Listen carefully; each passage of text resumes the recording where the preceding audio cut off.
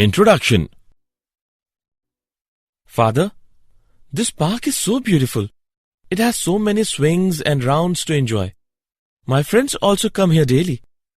I know that. You must like this park. That's why I brought you today here. Thank you, Father.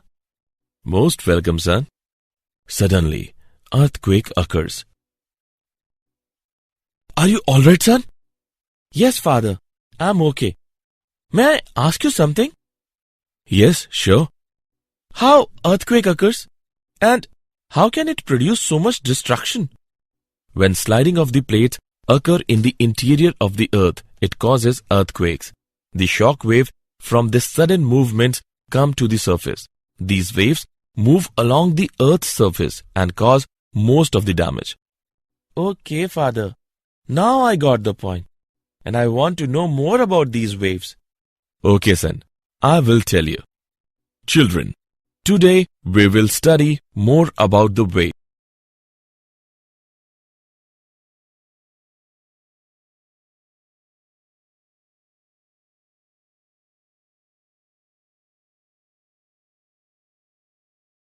Objectives. At the end of this lesson, you will be able to define wave motion, differentiate transverse and longitudinal waves, evaluate displacement relation in a progressive motion, calculate speed of a traveling wave, understand superposition of waves, know about reflection of waves, define stationary waves, understand beats, analyze Doppler effect.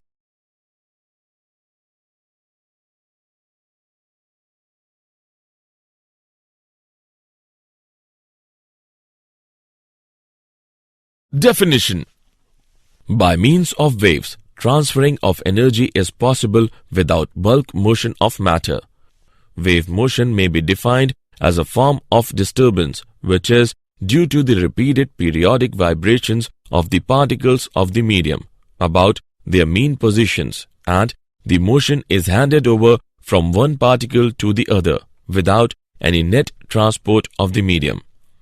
A stone is dropped in the water. A boy talking with someone. Earthquake are some examples of wave motion.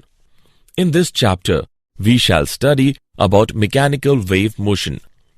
Mechanical waves can be produced and propagated only in those material media which possesses elasticity and inertia. These waves are also called elastic waves.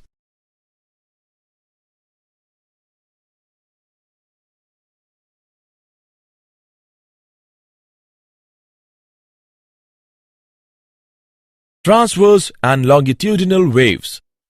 A transverse wave is the wave in which all the medium particles perform simple harmonic motion about their own mean equilibrium position in a direction perpendicular to the direction of wave propagation. Longitudinal wave motion is that wave motion in which the individual particles of the medium execute simple harmonic motion about their mean positions along the direction of propagation of the wave.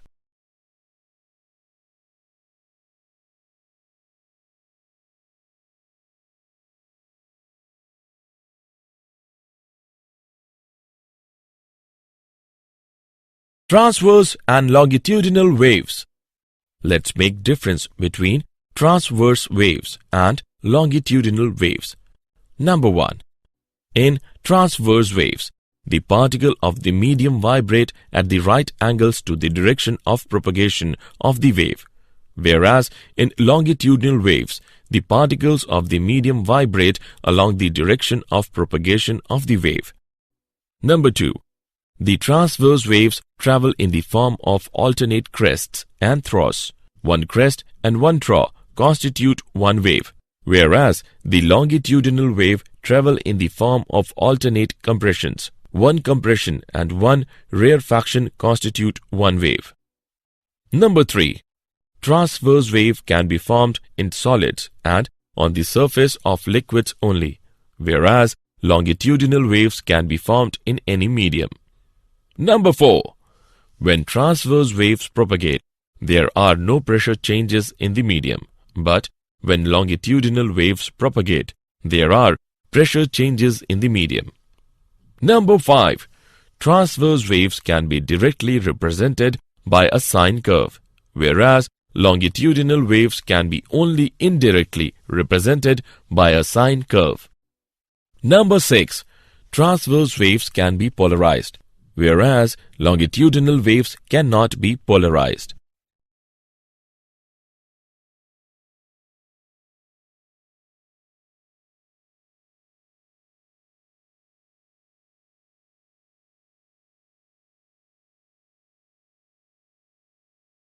Displacement relation in a progressive motion.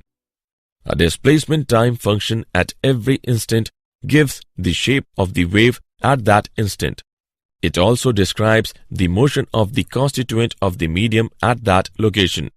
A sinusoidal traveling wave is then described by y is equal to a sine kx minus omega t, where y is equal to displacement as a function of position x and time t. A is equal to amplitude of a wave. Omega is equal to angular frequency of the wave. K is equal to angular wave number. Amplitude. A represents the maximum displacement of the constituents of the medium from their equilibrium position.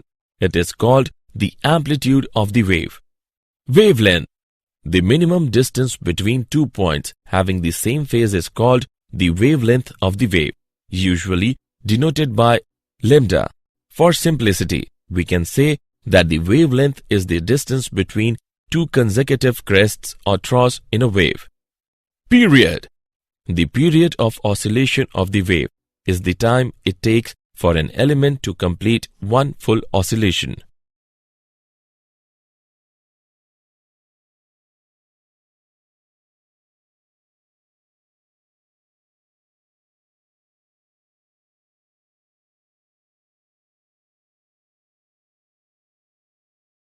Speed of a traveling wave.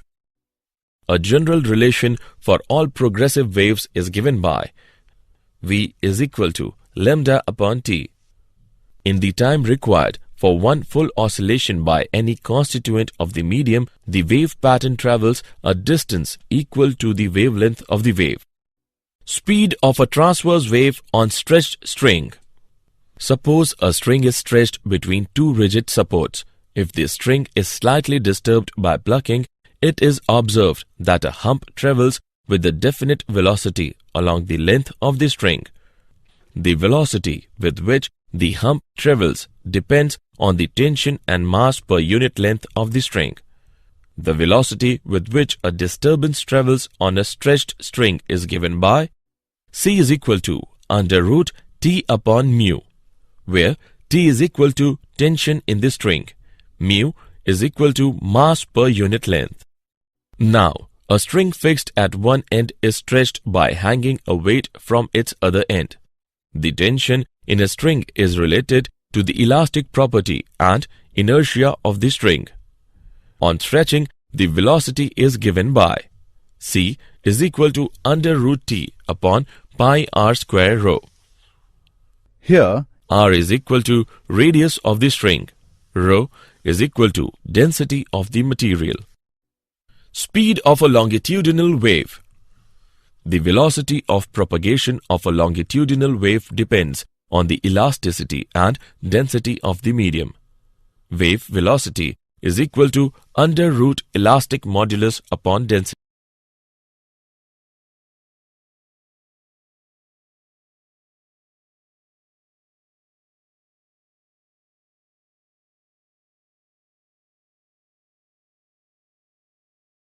Principle of superposition of waves.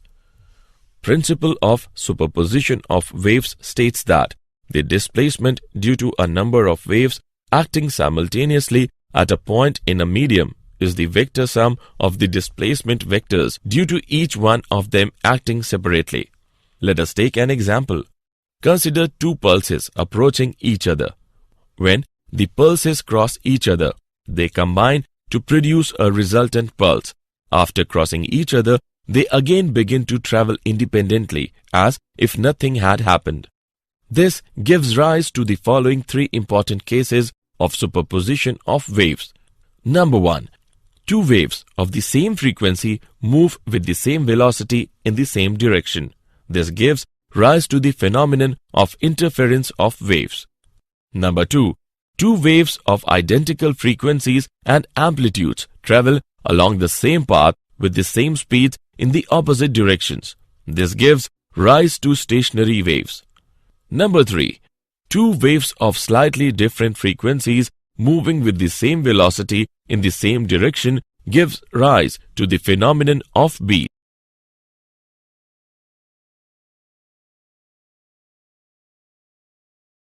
Reflection of waves. When the wave strikes a rigid boundary, it completely gets reflected. And if the boundary is not rigid, then a part of the incident wave is reflected and a part is transmitted into the second medium. Let us take an example. A pulse traveling along a stretched string and being reflected by the boundary. The reflected wave has the same shape as the incident pulse, but it suffers a phase change of 180 degree on reflection. This is because the boundary is rigid and the disturbance must have zero displacement at all times at the boundary. When there is no boundary, then the reflected wave has the same shape and phase as the incident pulse.